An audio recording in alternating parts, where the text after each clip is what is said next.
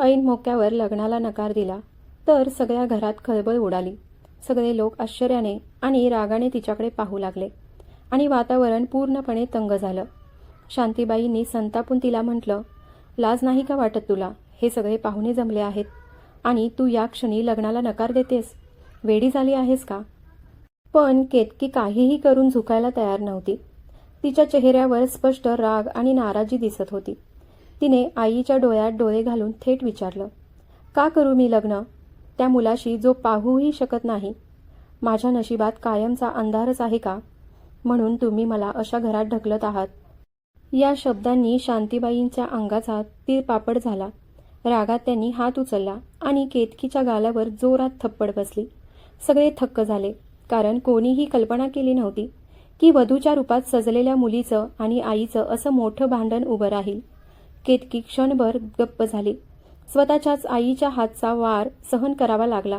डोळ्यात पाणी तरळलं, पण तिचा राग अजूनही ओसरला नव्हता. शांतीबाईंनी कडक आवाजात बजावलं, खबरदार, सौरभसाठी आंधळा असा शब्द उच्चारलास तर मी विसरेन की तू माझी मुलगी आहेस. बाहेर लग्नाचं वातावरण रंगलेलं होतं. ढोल ताशांचा गजर, पाहुण्यांच्या हशा, टिंगलटवाळ्या, पण आतल्या खोलीत वातावरण अगदी उलट होतं. सर्वांना वाटलं की केतकीने घराची अब्रू मातीमध्ये मिळवली आहे. पण जर खोलवर विचार केला तर तिची ही चूक नव्हती, कारण हा मोठा गोपनीय सत्य तिच्यापासून लपवलं गेलं होतं. तिचा होणारा नवरा सौरभ पाहू शकत नाही ही गोष्ट तिला नुकतीच प्रीतीने सांगितली होती. प्रीतीचा हेतू स्पष्ट होता. तिचं आणि सौरभचं जुने वाद होते. बदला घेण्यासाठीच तिने हा स्फोटक खुलासा केला. केतकीच्या पायाखालची जमीनच सरकली. तिला वाटलं की तिच्याशी प्रचंड फसवणूक झाली आहे. संतापाच्या भरात तिने लग्नाला सरळ नकार दिला. सौरभ बाहेर वरातीत उभा होता, पण जेव्हा त्याला कळलं की नवरीने त्याच्यासाठी आंधळा हा शब्द वापरला तेव्हा त्याचं हृदय तुटलं. त्याला स्वतःवर नियंत्रण ठेवणं कठीण झालं होतं, पण त्याने स्वतःला सावरलं. तो फक्त वडिलांकडे पाहून म्हणाला, काका, तुम्ही केतकीला माझ्या आजाराबद्दल का नाही सांगितलं? मी नेहमी तुम्हाला माझा वडील मानलं, मग हे गुपित का ठेवलं? केतकीचे बाबा गोंधळलेले होते. त्यांनी शांतपणे सांगितलं, बाळा, आम्हाला वाटलं की लग्नानंतर हळूहळू सगळं नीट होईल. सौरभच्या आवाजातल्या वेदना स्पष्ट जाणवत होत्या. तेवढ्यात शांतीबाई आल्या आणि म्हणाल्या, सौरभ, केतकी लग्नाला तयार आहे. तुला हे लग्न मंजूर आहे का? केतकी गप्प उभी होती. डोळ्यातून अश्रू वाहत होते, पण तिने आईच्या दबावामुळे होकार द्यावा लागला होता. शांतीबाईंनी तिला ठाम बजावलं होतं, जर तू लग्नाला नाही म्हटलीस तर मला मेलं समज. हे वाक्य तिच्यासाठी फार जड होतं, पण तिने अनिश्चितेने हो म्हटलं होतं. प्रीतीला मात्र चीड आली की तिचा कट फसला होता. लग्नाची विधाने पार पडली. सौरभनेही जड अंतकरणाने लग्न स्वीकारलं. तो म्हणाला, काका, आत्ता केतकीला सगळं चुकीचं वाटतंय, पण पुढच्या दिवसात तिला कळेल की तुम्ही योग्य निर्णय घेतला आहे. तो आतून खूप तुटला होता, पण चेहऱ्यावर संयम धरला. विदाईच्या वेळी केतकी लपून छपून रडत राहिली आणि सौरभसोबत त्याच्या फार्म हाऊसमध्ये गेली. फार्म हाऊसचं दृश्य, ती जागा तिच्यासाठी पूर्णपणे अनोळखी होती. प्रचंड मोठं घर, पण कुठेच गडबड हशा नव्हती. एक सन्नाटा दाटलेला, जणू काही मातम आहे. गाडी थांबताच सौरभ स्टिकच्या आधाराने सहज आत शिरला. केतकीला आश्चर्य वाटलं. तो न पाहता प्रत्येक पाऊल ओळखत चालत होता. नोकराने त्याच्याकडून स्टिक घेतली. केतकी मनात घुटमळत होती. तिच्यासोबत जे घडलं ते तिला पचतच नव्हतं, पण परिस्थितीसमोर ती असहाय्य होती. हवेली आतून मात्र अतिशय सुंदर होती. प्रत्येक कोपरा सजलेला, जणू स्वप्नांचा महाल, पण त्यावर शांततेची जाड चादर पसरली होती. सौरभने तिच्याकडे न पाहता सांगितलं, डावीकडे जा, तुझी खोली आहे. केतकी चकित झाली. एवढ्या अंतरावरूनही त्याला कळलं की ती गाडीतून उतरली आहे. ती प्रथमच बोलली, माझी कुठली रूम?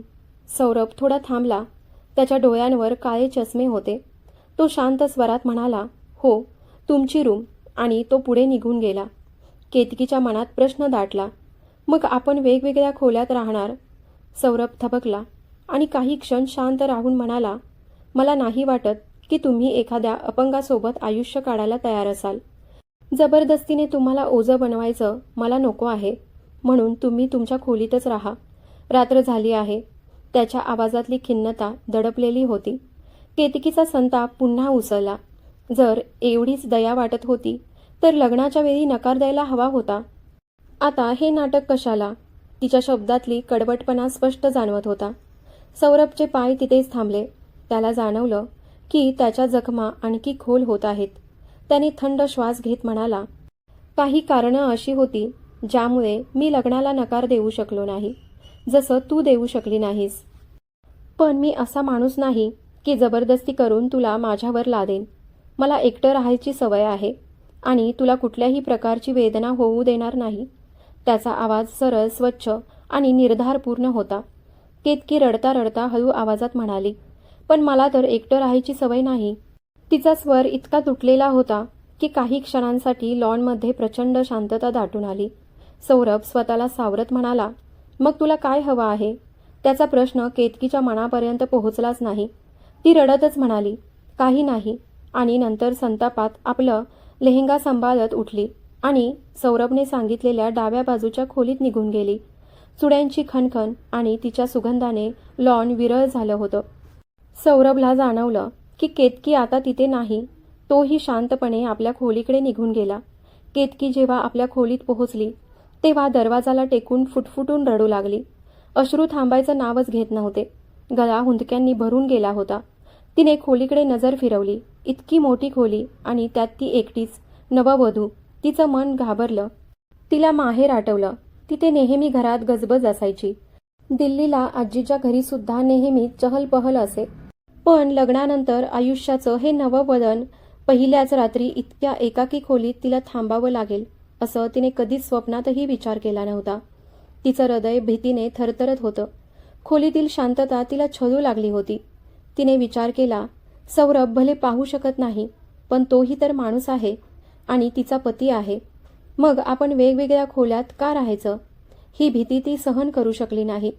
म्हणून ती खोलीबाहेर पडली. कॉरिडॉर लांब आणि शांत होतं. कुठेच नोकर नव्हता. नववधू बनलेली केतकी अत्यंत सुंदर दिसत होती. पण ती सजावट कोणासाठी, जो तिला पाहूही शकत नाही? हाच विचार करत तिचं मन आणखी जड झालं होतं. हळूहळू पावलं टाकत ती सौरभच्या खोलीच्या दरवाजापाशी आली. तिचं हृदय जोराने धडधडू लागलं होतं. धीर करून तिने दरवाजा उघडला आणि आत गेली. आतलं दृश्य पाहून ती स्तब्ध झाली. जणू काही स्वर्गच उतरला होता. सर्वत्र गुलाबाच्या फुलांच्या माळा, कोपऱ्यात रंगीबेरंगी दिव्यांचा झगमगाट. जणू तारेच चमकत होते. लाल पांढऱ्या गुलाबांचा सुगंध पसरला होता.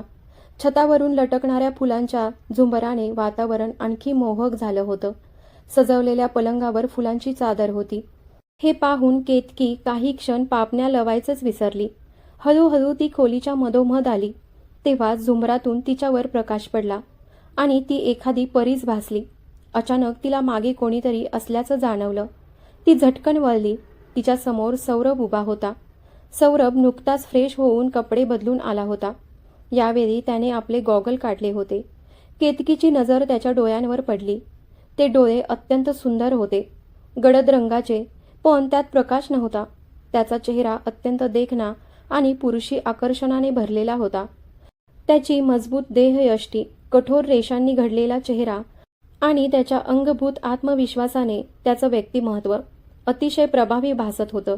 डोळ्यात प्रकाश नसतानाही त्याचा अंदाज आणि आत्मभान विलक्षण मोहक होतं. त्याच्या ओठांवर हलकी स्मितरेषा होती, पण चेहऱ्यावर एक नाजूक वेदनेची छटा होती, जी थेट केतकीच्या मनाला भिडली. तिचं हृदय वेगाने धडधडू लागलं. अचानक सौरभने विचारलं, तुला काही हवं आहे का? केतकी भानावर येत हलक्या आवाजात म्हणाली, मला एकदा खोलीत भीती वाटली, म्हणून मी इथे आले. सौरभ शांत स्वरात म्हणाला, ठीक आहे, तुला राहायचं असेल तर राहा, मला काहीच हरकत नाही. खरं तर तुझ्या सोयीसाठीच मी वेगळी खोली तयार करून ठेवली होती. माझी काळजी करू नकोस. त्याच्या शब्दांनी केतकीला पुन्हा राग आला. ती झटकन म्हणाली, माझी काळजी करण्याची काही गरज नाही, मी स्वतः सांभाळेन. आता मला कपडे बदलायचे आहेत. असं म्हणून ती ड्रेसिंग रूमकडे निघाली. सौरभने काहीच न बोलता पलंग गाठला. तो पाहू शकत नव्हता, पण खोलीत दरवळणारी सुहासिकता आणि तिची जवळची उपस्थिती तो जाणवत होता.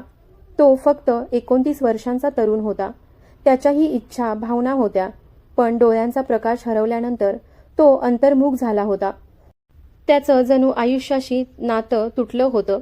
केतकीचे बाबा त्याला नेहमी स्वतःच्या मुलासारखं मानत होते. आपल्या मुलीचं आयुष्य त्याच्या स्वाधीन केलं होतं. या विचाराने सौरभ अधिक जड झाला होता. त्याने पलंगाच्या टेकाला बसून डोळे मिटले. तेव्हाच त्याला खटपट ऐकू आली. केतकी ड्रेसिंग टेबलाजवळ आपले दागिने काढत होती, पण ती दागिने संतापाने टेबलावर आपटत होती. ती पुटपुटत होती, जणू तिचा सारा राग त्याच्यावरच ओतू पाहत होती. झुमके काढताना ती म्हणाली, मला असं तयार करून दिलं गेलं आहे जणू काही मी मिस वर्ल्डच आहे आणि माझं कौतुक करण्यासाठी लोक रांगेत बसले आहेत. लग्नाच्या कपड्यातूनच मला विदा केलं असतं तर काय फरक पडला असता. केतकी रागाने पुटपुटत होती. सौरभ पलंगाच्या टेकाला टेकून बसला होता. त्याचं डोकं मागं झुकलेलं होतं, डोळे मिटलेले. खोल शांततेत तो हरवला होता, पण त्याच्या चेहऱ्यावरच्या कठोर रेषा आणि ओठांवरच्या स्थिर हालचाली सांगत होत्या की तो सगळं ऐकत होता, फक्त प्रकट करत नव्हता. केतकीने आपला जाडसा दुपट्टा काढून शेजारच्या खुर्चीवर टाकला. त्या क्षणी सौरभची मान किंचित सरळ झाली. एका क्षणासाठी केतकीला वाटलं जणू त्याची नजर त्या दुपट्ट्यावर स्थिरावली आहे. तिच्या हृदयाची धडधड वाढली, पण पुढच्या क्षणी तिला आठवलं तो पाहूच शकत नाही. तिने स्वतःला शांत करण्याचा प्रयत्न केला. आरशासमोर जाऊन तिने केस मोकळे केले. केसांचा ओघळ तिच्या पाठीवर पसरला. लेहेंगा खूप जड होता. चालताना तिला त्रास होत होता. तिने लेहेंग्याचा पल्लू सांभाळत सौरभच्या जवळ येऊन विचारलं, माझा ड्रेस कुठे ठेवला आहे? सौरभने अगदी साधेपणाने उत्तर दिलं, कपाटात सगळं ठेवलं आहे. त्याच्या आवाजात कोणताही उतार चढाव नव्हता, पण ऐकणाऱ्याला एक वेगळीच संकोची भावना जाणवत होती. केतकीने खोल श्वास घेत कपाट उघडलं. तिने रात्रीसाठी आरामदायी कपडे शोधायला सुरुवात केली. तिची नजर एका नाईट ड्रेसवर थांबली, जो थोडा फॅन्सी होता. तिच्या हृदयाची धडधड आणखीनच वाढली. तिने सौरभकडे एक न कळत झटपट नजर टाकली. सौरभ मात्र डोळे झुकून शांत बसला होता, जणू ते सगळं तो जाणवत होता. केतकीच्या कानात उष्णता उसळली, चेहऱ्यावर लाली उतरली. तिने झटकन कपाट बंद केलं आणि ड्रेसिंग रूमकडे जायला निघाली. अचानक तिच्या कानावर सौरभचा मंद आवाज आला, इथेच बदलून घ्या. केतकीचे पाय जागेवरच थबकले. हृदय जोराने धडधडू लागलं. ती वळून सौरभकडे पाहू लागली. त्याच्या चेहऱ्यावर काहीही भाव नव्हते, पण त्याच्या नजरा जणू तिच्या हातांवर स्थिरावल्या होत्या. आवाज मात्र अगदी साधाच होता, जणू एखादी सामान्य गोष्ट सांगत होता. केतकीचा राग भडकला. इथे का बदलू मी? ड्रेसिंग रूममध्येच बदलेन. तिच्या आवाजात कडकपणा होता. सौरभ अतिशय शांत आवाजात म्हणाला, जिथे हवं तिथे बदला, तुमची मर्जी. मी कोणता तुम्हाला पाहणार आहे? सौरभच्या या उत्तराने केतकी पुन्हा शांत झाली. तिच्या मनात एक विचित्र ओढ निर्माण झाली. त्याच्या डोळ्यात प्रकाश नव्हता, पण तरीही ते खोल डोळे जणू सगळं पाहू शकतात असं भासत होतं. केतकी काहीही न बोलता ड्रेसिंग रूममध्ये निघून गेली. काही वेळाने ती परत आली तेव्हा खोलीत अंधार होता. घाबरून तिच्या तोंडून निघालं. ती पलंगाजवळ आली आणि सौरभच्या जवळ उभी राहिली. मग घाईघाईत म्हणाली, लाईट ऑन करा प्लीज. सौरभने हलकीशी करवट घेतली आणि शेजारी ठेवलेला दिवा चालू केला. खोलीत मंद प्रकाश पसरला.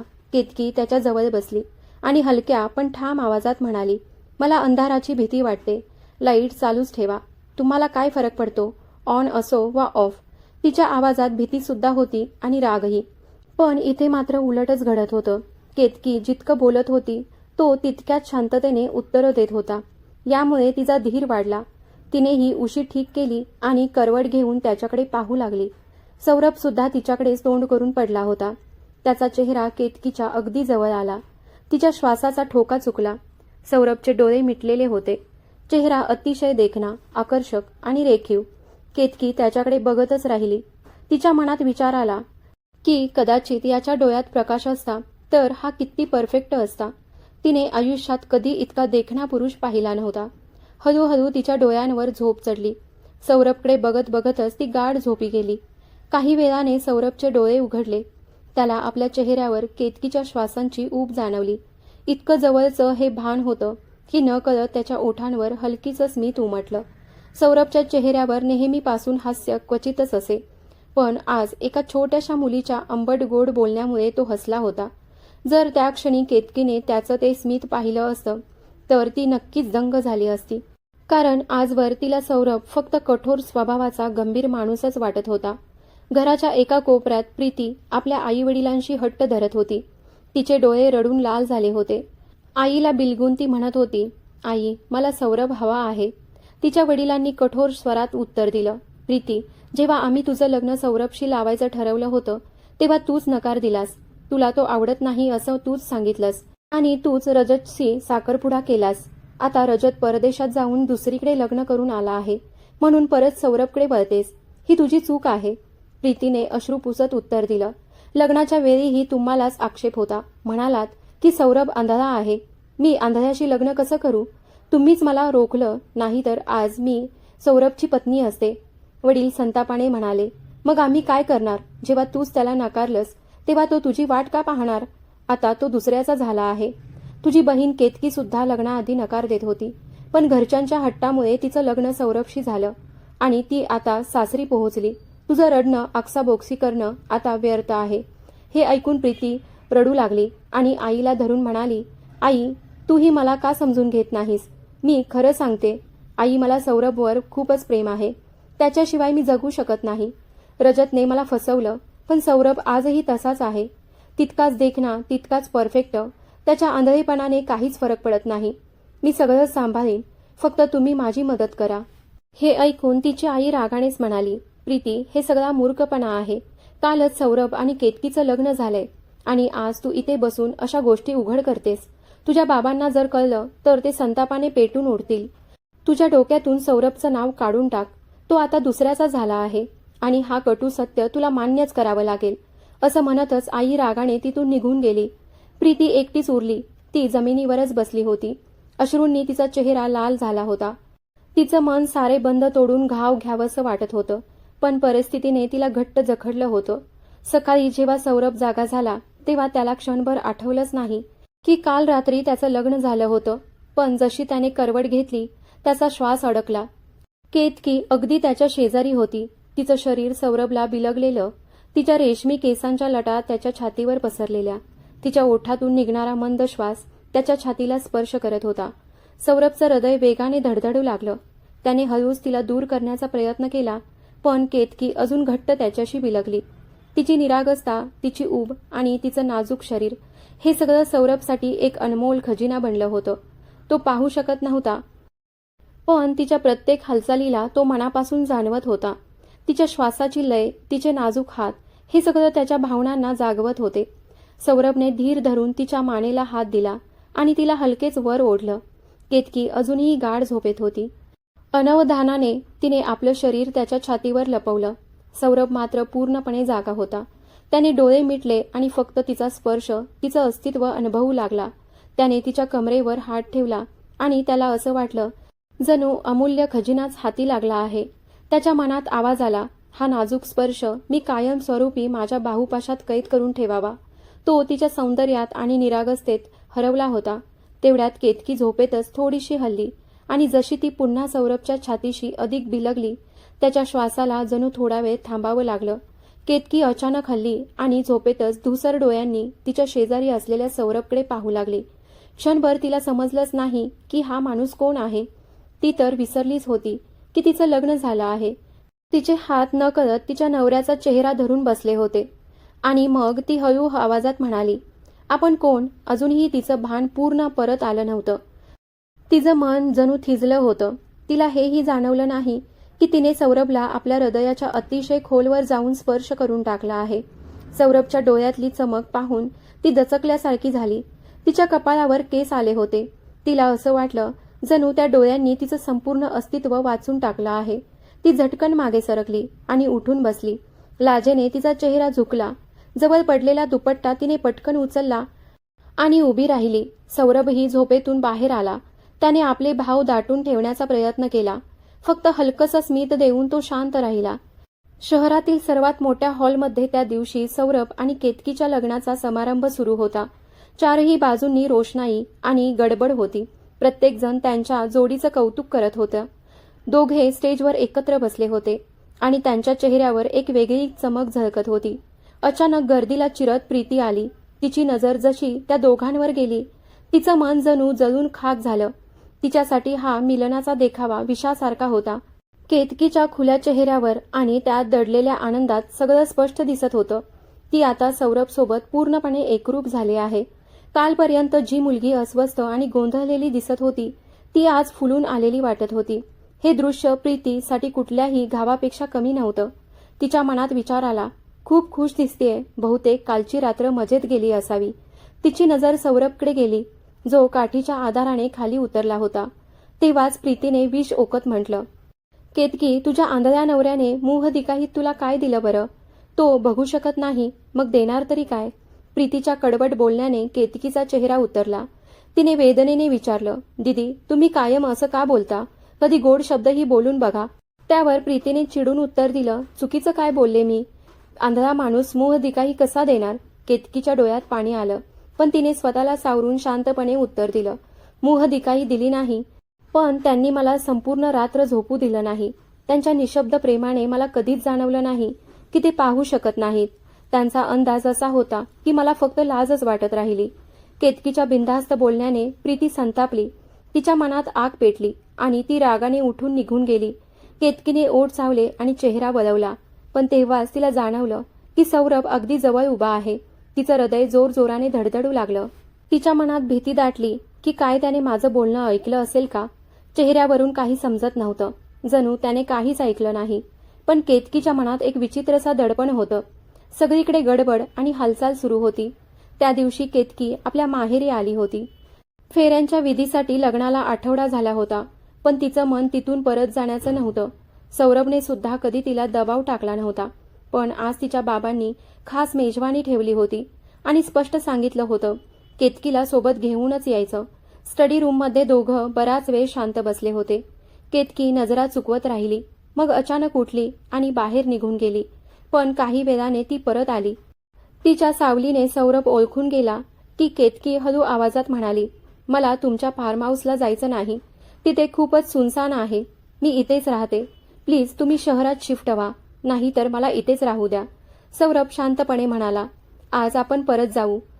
तेच आता तुझं घर आहे. ही गोष्ट ऐकून केतकीचं मन तडफडलं. ती तडजोड करत म्हणाली, पती कधी आपल्या पत्नीचं ऐकत नाही का?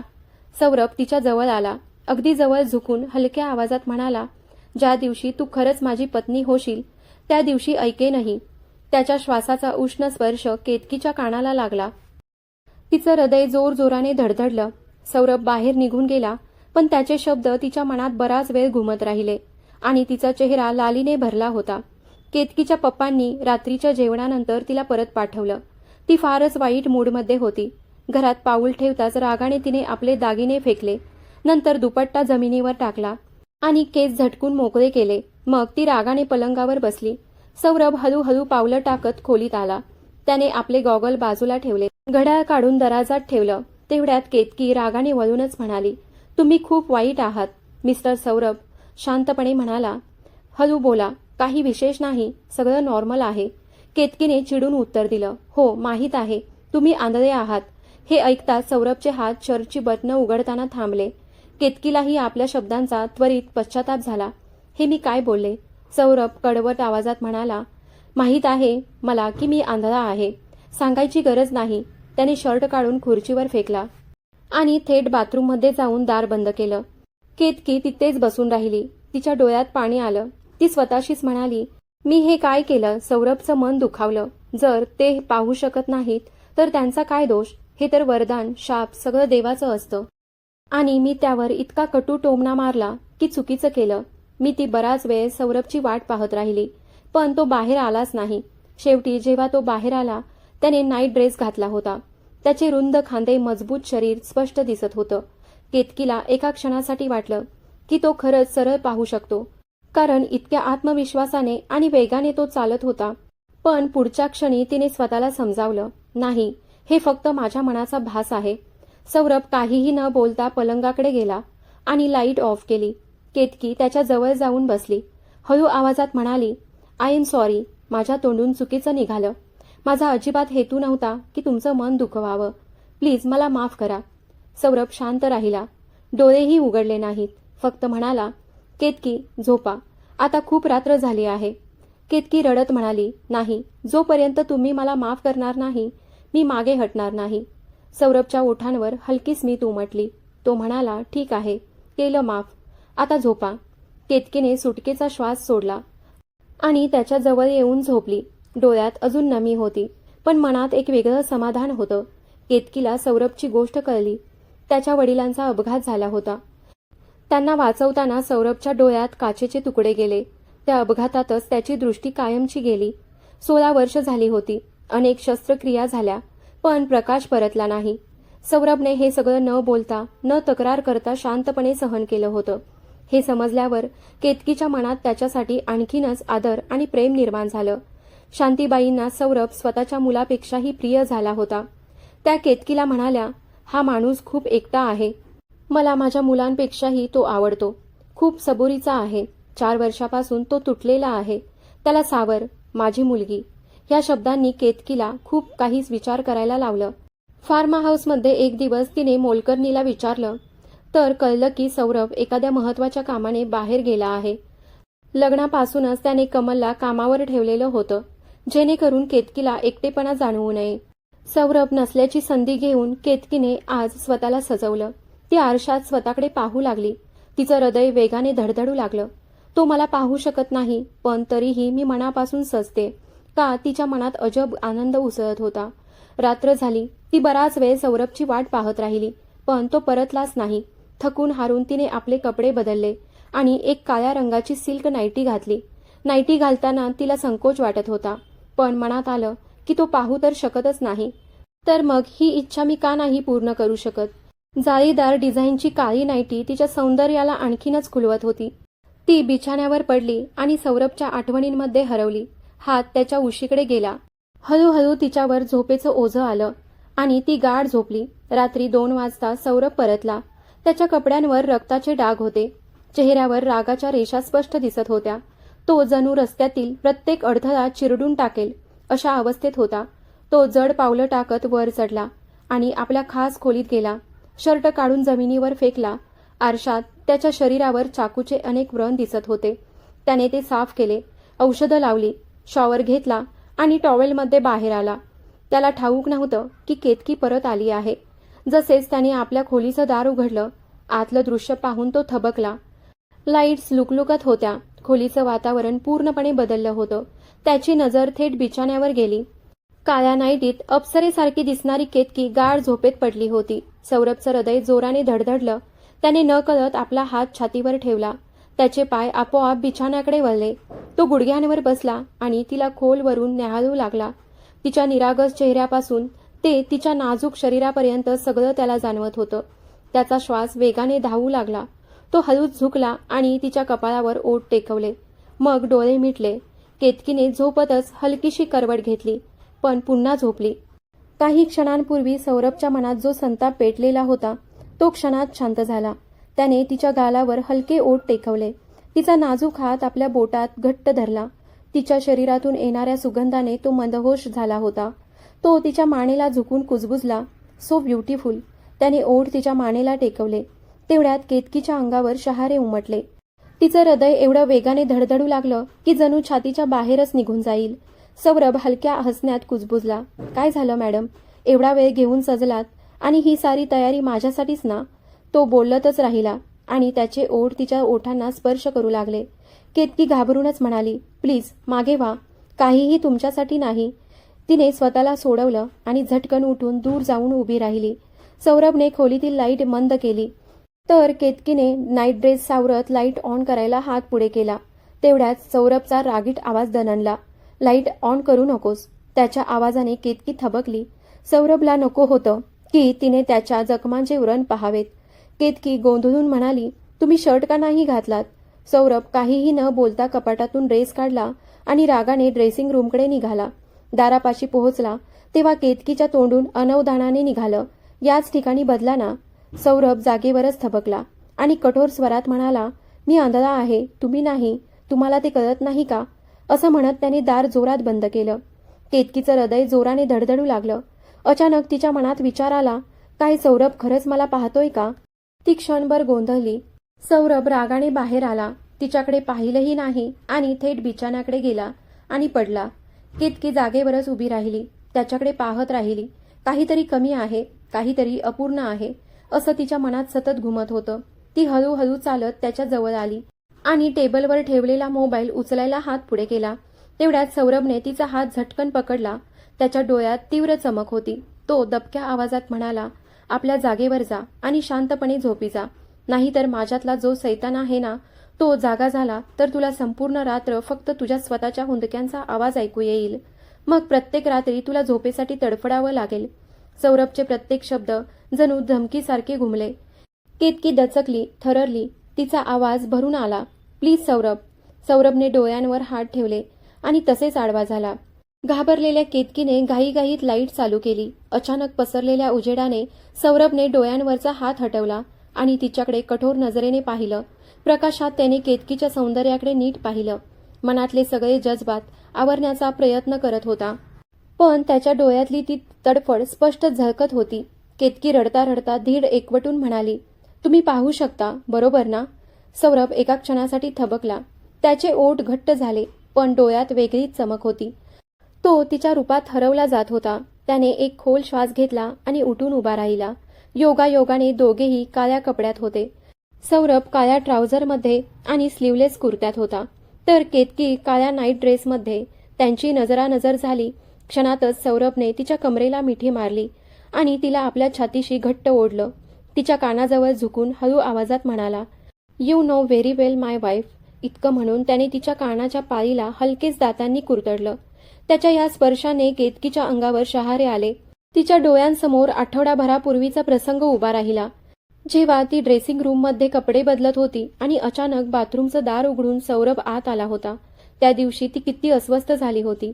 आज मात्र सौरभचं तिच्या प्रत्येक लपलेल्या भीतीवर पडदा टाकत होता. तो तिला उचलून जमिनीवरून वर घेत होता. केतकी त्याच्या बाहुपाशात जणू काचेसारखी नाजूक बाहुली भासत होती. सौरभने तिच्या चेहऱ्यावर हलकेच ओठ ठेवले. केतकी थरारली आणि त्याच्या खांद्यावर मान टेकली. तिची नजर त्याच्या मजबूत स्नायूंवर गेली आणि तिच्या शरीरात जणू वीजच झळकली. क्षणातच तिने त्याला जोरात ढकललं. मला सोडा, ती संताप आणि वेदनेच्या भरात म्हणाली. तुम्ही मला फसवत आहात. तिच्या नाजूक हातांचा आघात सौरभला जणू फुलांच्या बारीक स्पर्शासारखा भासत होता. तो हलकेच हसला आणि तिला न्याहाळत राहिला, पण त्याचं ते हसणं केतकीला आणखीच चिडवत होतं. सौरभने शांतपणे विचारलं, कशाचा एवढा राग आहे? याचा की मी पाहू शकतो, की याचा की मी तुला डोक्यापासून पायापर्यंत पाहिलं आहे? हे ऐकून केतकी हादरली. तिच्या चेहऱ्यावर धडधड स्पष्ट दिसत होती. ती संतापाने त्याचे केस पकडून म्हणाली, हे काय करत आहात? सोडा माझे केस. सौरभ घाबरला आणि घाईनेच म्हणाला, हे काय करतेस? सोड माझे केस. पण केतकी थांबली नाही. पुढच्या क्षणी तिने त्याच्या डोळ्यांवर आपला हात ठेवला. जणू तिच्या पापण्याच थरथरू लागल्या. सौरभलाही राग आला. त्याने झटक्यात तिच्या दोन्ही मनगटांना पकडलं आणि एका हातात घट्ट जखडलं. तिच्या कमरेला दाबत मागे खेचलं. त्याचा चेहरा गंभीर झाला होता. तो म्हणाला, अगं, बोलायला एकदा तरी संधी दे. तू माझं एकही वाक्य ऐकलं नाहीस. केतकीचा आवाज आता मंद झाला होता. डोळ्यात पाणी तरळलं होतं. ती हळू आवाजात म्हणाली, तुम्ही खोटं का बोललात? तुम्ही पाहू शकत नाही. सौरभचे डोळे झुकले. यावेळी तो रागवलेला नव्हता, तर गंभीर झाला होता. तो शांत स्वरात म्हणाला, यामागं एक कारण आहे. केतकीचे डोळे त्याच्या चेहऱ्यावर रोखले होते.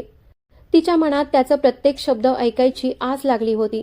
सौरभने एक खोल श्वास घेतला आणि मनातलं ओझं हलकं करायला सुरुवात केली. मला बदला घ्यायचा होता, माझ्या आईवडिलांच्या मृत्यूचा. माझे शत्रू परके नव्हते, माझ्या स्वतःच्या रक्ताचे नातलग होते. तो थरथरत्या आवाजात पुढे म्हणाला, माझ्या दोन्ही मामांना प्रॉपर्टीच्या लालसेनं आईविषयी द्वेष निर्माण झाला होता. एक दिवस त्यांनी दावत देण्याचा बहाणा केला आणि आम्हाला त्यांच्या घरी बोलावलं. तिथे त्यांनी आईला प्रॉपर्टीच्या कागदांवर सही करायला सांगितली. आईने स्पष्ट नकार दिला आणि पप्पांसोबत निघून आली. पण मामांनी आमच्या गाडीवर हल्ला करवला. आमच्या गाडीवर गोळ्या झाडल्या गेल्या, टायर फुटले. पप्पांनी खूप प्रयत्न केला गाडी सांभाळायला, पण गाडी बेभान झाली आणि सरळ झाडावर धडकली. मी मागच्या सीटवर बसलो होतो आणि हे सगळं माझ्या डोळ्यांसमोर घडलं. मम्मीने मला आपल्याजवळ ओढून वाचवण्याचा प्रयत्न केला, पण त्या क्षणी माझ्या डोळ्यात काचेचे तुकडे घुसले. माझं जगणं क्षणात काळोखाने व्यापलं. त्यावेळेस मी आईचा शेवटचा आवाज ऐकला, मारून टाक या दोघांना. तो आवाज आज तागायत माझ्या कानात घुमतो आहे. सौरभच्या डोळ्यातून अश्रू ओघळले. हे ऐकून केतकीच्या डोळ्यातही पाणी आलं. ती शांतपणे त्याच्याकडे पाहत राहिली. सौरभ स्वतःला सावरत पुढे बोलला, तुझ्या पप्पांनी मला सगळ्यांच्या नजरेपासून लपवलं, माझ्यावर इलाज केला, माझ्या डोळ्यांची रोशनी गेली होती, पण ते फक्त काही काळासाठी. तुझ्या पप्पांना माहीत होतं की मी पुन्हा धोक्यात पडू शकतो, म्हणून त्यांनी सगळीकडे पसरवलं की सौरभ कायमचा अंधळा झाला आहे. त्याच कारणासाठी मी अंधळेपणाचा अभिनय सुरू केला. मी शपथ घेतली होती की आई वडिलांच्या मृत्यूचा बदला घेईन. ते खूप वेदनांचे वर्ष होतं, पण अखेर जेव्हा मी माझ्या लहान मामाला स्वतःच्या हातांनी नरकात ढकललं तेव्हा माझा आत्मा थरारला. माझे हे हात रक्ताने माखले आहेत. सौरभने आपले हात न्याहाळले. केतकी भीतीने मागे सरकली. तिचा आवाज थरथरत म्हणाला, तुम्ही खून केला आहे. सौरभच्या डोळ्यात ज्वाला पेटली. तो म्हणाला, हो, खून केला, कारण खुनाचं उत्तर फक्त खुनानेच दिलं जाऊ शकतं. माझ्या आई वडिलांच्या मृत्यूचा हिसाब त्यांच्या मृत्यूनेच चुकत होता. केतकीचे डोळे ओले झाले. ती हळू आवाजात म्हणाली, पण खून म्हणजे खूनच असतो. सौरभ, तुम्ही असं कसं करू शकता? कितीही म्हटलं तरी रक्ताने कधी न्याय मिळत नाही. ती हळूहळू त्याच्याजवळ आली. तिच्या स्वरात करुणा होती. सौरभ अत्यंत जवळ येत रक्ताने लाल डोळ्यांनी कुजबुजला. मी त्याला आधीच ठार मारलं आहे. आता फक्त त्याच्या श्वासांचा खेळ बाकी आहे. गेली 2 वर्ष मी माझ्या मामाला तळघरात कैद करून ठेवला आहे. रोज त्याला वेदना देतो, जिवंतपणी विषासारखं जगायला भाग पाडतो, पण मृत्यू नाही दिला, कारण मृत्यूपूर्वी त्याने प्रत्येक क्षण तडफडणं आवश्यक होतं. आणि आता त्याचा मोठा भाऊ देखील त्याच्या तळघरात कैद आहे. सौरभचा श्वास जोराने धावू लागला. त्याच्या मानेच्या शिरात ताणल्या होत्या. तो भयंकर रागात भरला होता. केतकीने घाबरून त्याचे हात पकडले. सौरभच्या डोळ्यात वेडेपणाचं सावट होतं. तो म्हणाला, केतकी, तू इथून निघून जा. माझा राग मी आवरू शकत नाही. तुलाच कुठं दुखावलं जाईल. केतकीच्या डोळ्यातून अश्रू गळाले. ती थरथरत त्याच्या अगदी जवळ आली आणि रडता रडता तिचे ओठ त्याच्या ओठांवर टेकवले. सौरभच्या अंगातून जणू विजेचा झटका गेला. त्याला वाटलं जणू कोणीतरी त्याच्या डोळ्यांवर थंड पावसाचा वर्षाव केला आहे. क्षणभर तो काहीही विचार करू शकला नाही. केतकीचे ओठ हटायचं नावच घेत नव्हते. तिच्या ओठांची नमी सौरभच्या अंतःकरणात झिरपत होती. पुढच्या क्षणी सौरभने स्वतःवरचं नियंत्रण सोडलं. त्याने तिच्या कमरेला घट्ट ओढलं आणि तिला आपल्या छातीशी खिळवून ठेवलं. तिचे नाजूक ओठ त्याच्या कठोर ओठात कैद झाले होते. केतकी झटपटली, मागे सरकण्याचा प्रयत्न केला, पण यावेळेस सौरभच्या पकडीतून स्वतःला सोडवू शकली नाही.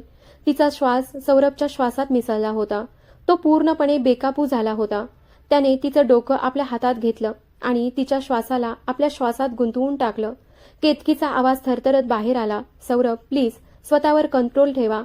तुमच्या रागाने मला भीती वाटते. सौरभने तिच्या डोळ्यात पाहत गंभीर आवाजात उत्तर दिलं, तू स्वतःला माझ्याकडे सोपव. फक्त तेव्हाच मला समाधान मिळेल. मी वर्षानुवर्ष आगीमध्ये जळतो आहे. मला एखादा खूप जवळचा आपला हवा आहे, ज्याच्या छातीशी डोकं ठेवून मी माझं दुःख वाटू शकेन. त्याच्या डोळ्यातली वेदना स्पष्ट दिसत होती. केतकीने त्याचा हा वेदनादायक स्वर अनुभवला आणि हळूहळू त्याच्या छातीशी डोकं टेकवलं. तिच्या हृदयाच्या ठोक्यांनी त्याच्या धडधडीत स्वतःला हरवून टाकलं. सौरभ हळूहळू मावाळ होत गेला आणि केतकीही त्याच्या मिठीत वितळून गेली. तिने हलकसं हसत म्हणाली, आधी तुम्ही हसा. सौरभ, तुमच्या चेहऱ्यावरचं हसू न पाहिलं तर मलाही भीती वाटते. तिच्या या निरागस मागणीने सौरभच्या ओठांवर एक हलकसं हास्य उमटलं. त्याच्या नजरा केतकीवर खिळल्या होत्या. तो म्हणाला, आज तू फार सुंदर दिसतेस, अगदी छोटीशी गोडशी बाहुलीसारखी. त्याच्या आवाजातली नजाकत केतकीच्या मनाला भिडली.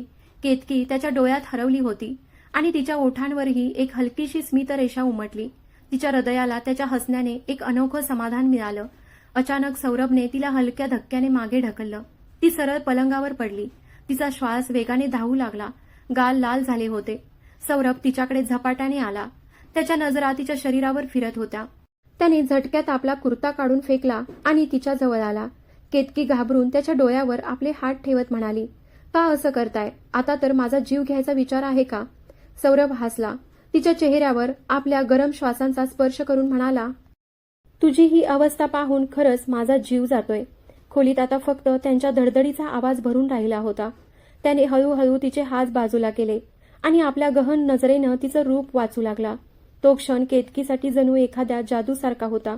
खोलीतले दिवे मंद झाले, पडदे खाली ओढले गेले आणि त्या दोघांच्या मध्ये केवळ हृदयांचे ठोके शिल्लक राहिले. केतकीनेही मनापासून स्वतःला आपल्या पतीला अर्पण केलं होतं. त्या क्षणानं त्यांच्या नात्याचा बंध आणखीन गहिरा झाला. सौरभने आपला शब्द पाळला आणि मामांना पोलिसांच्या हवाली केलं. संपूर्ण सत्य बाहेर आलं आता सगळ्यांना ठाऊक झालं की सौरभ पाहू शकतो, पण गोष्ट इथे संपली नाही. प्रीतीचा संताप आता आकाशाला भिडला होता. तिच्या सर्व योजना अपयशी ठरल्या होत्या, पण आता ती सगळं उद्ध्वस्त करण्यावरच उतरली होती. दरम्यान बातमी आली की सौरभ आणि केतकी दुबईला हनीमूनसाठी जाणार आहेत. प्रीतीने ठरवलं हा प्रवास ती काहीही करून बिघडवणार. एका दिवशी घराच्या मोठ्या हॉलमध्ये सगळे जमले होते. वातावरणात ताण दाटला होता. प्रीती रडत होती. तिचे डोळे लाल झाले होते. ती जमिनीकडे नजर लावून बसली होती. तिची आई सगळं बघत होती, पण काही बोलत नव्हती. आणि अचानक सौरभचा आवाज घुमला, मी लग्नासाठी तयार आहे. हे ऐकताच हॉलमध्ये जणू स्फोट झाला. केतकीचं अंग थरथरलं. ती जागच्या जागी थबकली. तिची आई धावतच आली आणि तिला सावरलं. केतकीचे बाबा हात जोडून सौरभ समोर म्हणाले, सौरभ, मला हे नको आहे, पण माझ्या मुलीची इज्जत धोक्यात आहे. आता फक्त तूच आहेस जो हा डाग मिटवू शकतोस. सौरभच्या चेहऱ्यावर कोणतेही भाव नव्हते. डोळे रिकामे होते. तो काही बोलणार इतक्यात त्याची नजर केतकीवर गेली. तिचा चेहरा जणू फिकट पडला होता. डोळे भरून आले होते, पण अश्रू नव्हते. त्यातली वेदना थेट सौरभच्या अंतकरणाला भिडली. त्याने एक खोल श्वास घेतला आणि थंड आवाजात म्हणाला, लग्नाची तयारी करा, मी येतो. इतकं म्हणताच तो थेट केतकीकडे गेला. तिच्या मनगटाला पकडलं आणि ओढून नेलं. केतकीने प्रतिकार केला नाही. ती त्याच्या पकडीत वाहत गेली. केतकीची आई रडत म्हणाली, ही माझी मुलगी आहे, माझा प्राण आहे. सौरभ, हिला काही झालं तर मी कोणालाही माफ करणार नाही. असं म्हणत ती रडत रडत तिथून निघून गेली. दुसऱ्या बाजूला प्रीतीच्या चेहऱ्यावर समाधानाने भरलेलं स्मित उमटलं. शेवटी तिची योजना यशस्वी झाल्यासारखी भासत होती. गाडीत बसल्यावर सौरभ खूप शांतपणे ड्राईव्ह करत होता. केतकी त्याच्या शेजारी बसली होती, पण तिने एकही शब्द उच्चारला नाही. तिची ही शांतता सौरभला आतून पोखरत होती. शेवटी त्याने जोरात ब्रेक मारला आणि गाडी बाजूला लावली. केतकी पूर्णपणे लाजली होती आणि सौरभ तिची अवस्था पाहून हलकसं हसत होता. समोर प्रीतीची विदाई होत होती. घुंगटाच्या आतून प्रीतीने दोघांकडे खतरनाक नजरेने पाहिलं आणि आपल्या वरासोबत गेटकडे निघाली. सौरभने मंद स्वरात म्हणाला, चल, आता हिचं घरही सजलं, पण लक्षात ठेव, लग्नाने इथे शेवट नाही. तिथे तिच्या वाट्याला 3 नंदा आणि 2 जावा आहेत. आता बघूया तिथे कोणकोणते खेळ खेळले जातील. त्याच्या शब्दांनी केतकीच्या डोळ्यात आश्चर्य दाटलं. ती हळू आवाजात म्हणाली, हे कसल्या जन्माचा बदला घेताय तुम्ही? इतकं मोठं कुटुंब तिच्या गळ्यात का अडकवताय? सौरभने हसत उत्तर दिलं, बरं आहे ना, तिथे हिला कोणीतरी सांभाळेल. आपण थोडं हलकं होऊ. केतकीने मजेत त्याच्या हातावर मूठ मारली आणि हसत म्हणाली, तुम्ही ना सौरभ. त्याने तिचा हात पकडला आणि हळूवार आवाजात म्हणाला, हात हलके ठेवा केतकी मॅडम. केतकी हसली. खरं म्हणजे सौरभने वर्षानुवर्ष द्वेषाच्या ज्वाळात आयुष्य जगलं होतं, पण केतकीच्या प्रेमानं त्याच्या मनातला अंधार दूर केला. हे खरं होतं की द्वेषाचा प्रतिकार द्वेषाने केल्यास माणूस आणखीनच खालावतो, पण प्रेम इतकं ताकदवान असतं की ते कुठलाही अंधार संपवू शकतं. सौरभसाठी केतकीपेक्षा मोठा प्रकाश दुसरा काही नव्हता. प्रीती कितीही डाव खेळली तरी तिचं खरं रूप तिच्या सासरी आपोआप उघड होणार होतं. प्रीतीची विदाई झाल्यानंतर हवेलीच्या वातावरणात अजब शांतता पसरली. जितकी गर्दी होती तितकीच शांतता होती. कोणी उघड बोलत नव्हतं, पण प्रत्येकाच्या मनात तोच प्रश्न होता, प्रीतीसारखी मुलगी मोठ्या घरात जाऊन कशी निभावेल? केतकी दुरून तिची विदाई बघत होती आणि मनात एक दिलासा जाणवत होता. ही बाई आता तिच्या आयुष्यातून निघून गेली, पण मनाच्या एका कोपऱ्यात तिला भीतीही होती. अशी स्त्री कुठेही गेली तरी गोंधळ घडवून आणतेच. सौरभने तिच्या डोळ्यात पाहत हळू आवाजात म्हटलं, केतकी, आता आपला प्रवास सुरू होतोय. मागचं सगळं इथेच सोडून दे. आपलं नवं जग आहे. केतकीने मान डोलावली. सौरभने तिच्या खांद्यावर हात ठेवला. त्याने गाडी स्टार्ट केली आणि दोघे हवेलीच्या बाहेर पडले. रस्ताभर केतकी शांत बसली होती. खिडकीतून झाडांकडे पाहत होती. जणू स्वतःलाच खात्री देत होती की खरंच माझं आयुष्य बदलतंय का? थोड्या वेळाने सौरभने गाडी थांबवली. खोल श्वास घेत तिच्याकडे पाहत तो म्हणाला, केतकी, मला माहितीये तुझ्या मनात अजून कितीतरी प्रश्न अडकले आहेत, पण एक वचन देतो, मी तुला कधीच एकटं सोडणार नाही. परिस्थिती काहीही असो. त्याने तिचा हात आपल्या हातात घट्ट पकडला. केतकीच्या डोळ्यात पाणी आलं. ती कुजबुजली. मला फक्त एवढंच हवंय की तुम्ही कायम माझ्या सोबत राहा. बाकी सगळं मी सांभाळेन. गाडी एअरपोर्टकडे निघाली. दोघांमधील शांततेतही एक आपलेपण दडपलेलं होतं. जणू काही शब्द न बोलताही ते एकमेकांच्या मनातल्या गोष्टी ऐकत होते. केतकीला वाटलं की हा प्रवास फक्त दुबईचा नाही, तर एका नवीन आयुष्याचा आहे. एअरपोर्टवर पोहोचल्यावर तिथली रोषणाई, गर्दी आणि अनाउन्समेंटची धांदल वेगळीच भासत होती. केतकीने सौरभचा हात घट्ट पकडला. गर्दीत हरवण्याची भीती तिला सतावत होती. सौरभने हलकसं स्मित देत कुजबुजला, घाबरू नकोस, मी आहे ना. त्याच्या या शब्दांनी केतकीच्या मनाला जणू समाधानाची चादर लाभली. फ्लाईटमध्ये बसल्यानंतर सौरभ बराच वेळ खिडकीतून बाहेर आकाशाकडे पाहत राहिला. केतकीने त्याचा चेहरा निरखला. त्यात अजूनही भूतकाळाच्या वेदनेची सावली होती. तिने त्याचा हात धरून हळू आवाजात म्हटलं, सौरभ, आता तुमच्यासाठी आकाश मोकळं आहे. तुम्हाला उडायचं असेल तर मी तुमच्यासोबत आहे. सौरभने तिच्याकडे पाहिलं आणि पहिल्यांदाच त्याला वाटलं, मी माझं खरं ठिकाण शोधलं आहे. दुबईत पोहोचल्यावर दोघं हॉटेलच्या खोलीत गेले. खोलीतून समुद्राचं अप्रतिम दृश्य दिसत होतं. हवेत मिठाचा सुगंध आणि स्वातंत्र्याची गंध पसरली होती. केतकी बाल्कनीत उभी राहून समुद्राच्या लाटांकडे पाहत होती. सौरभ मागून आला आणि तिच्या कमरेभोवती हात टाकून म्हणाला, आयुष्य लाटांसारखं असतं, कधी वर कधी खाली, पण सोबत देणारा खरा असेल तर प्रत्येक वादळ सहज पार करता येतं.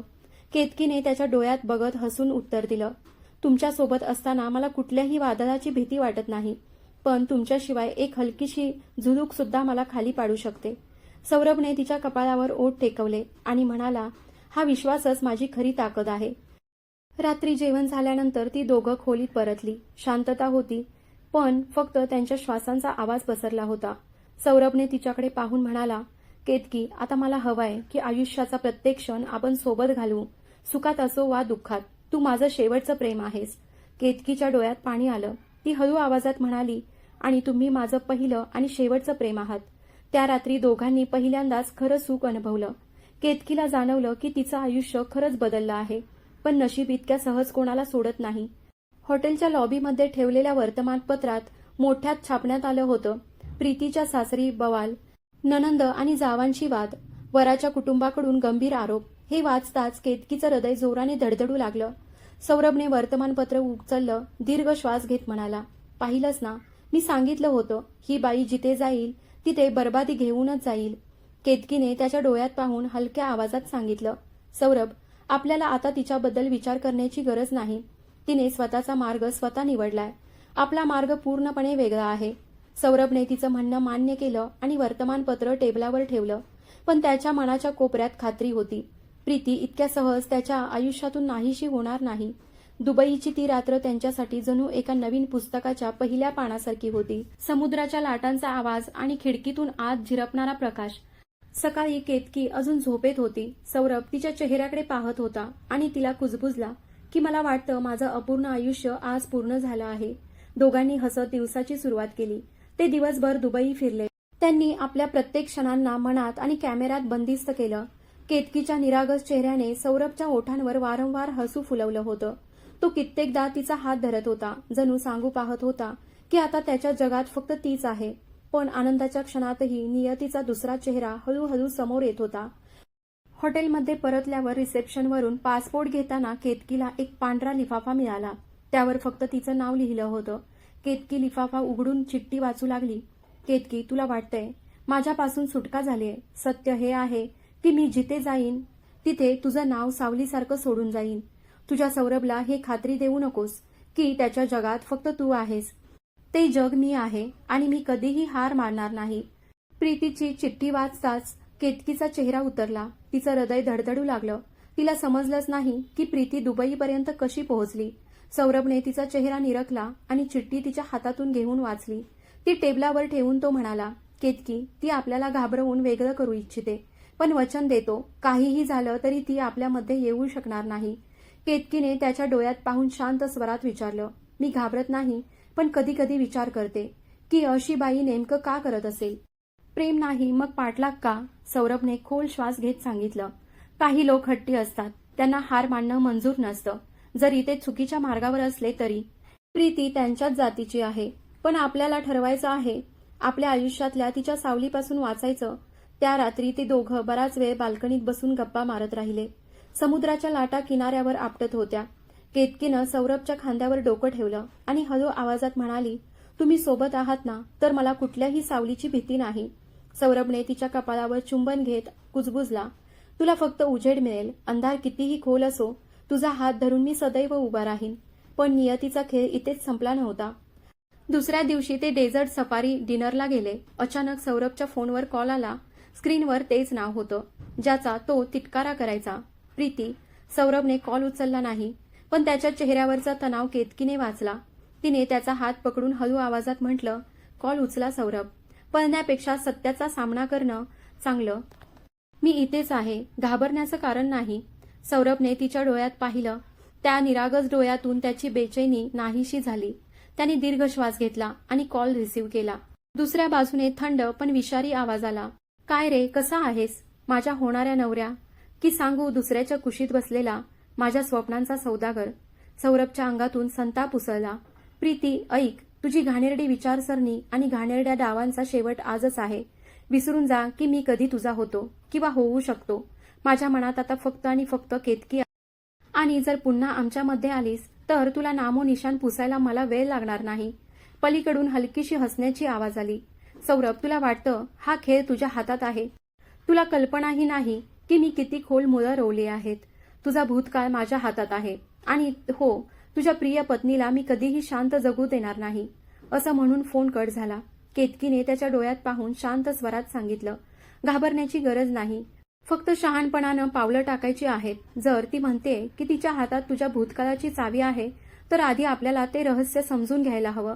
सौरभने कपाळावर हात ठेवला. चेहऱ्यावर अपराधीपण स्पष्ट होतं.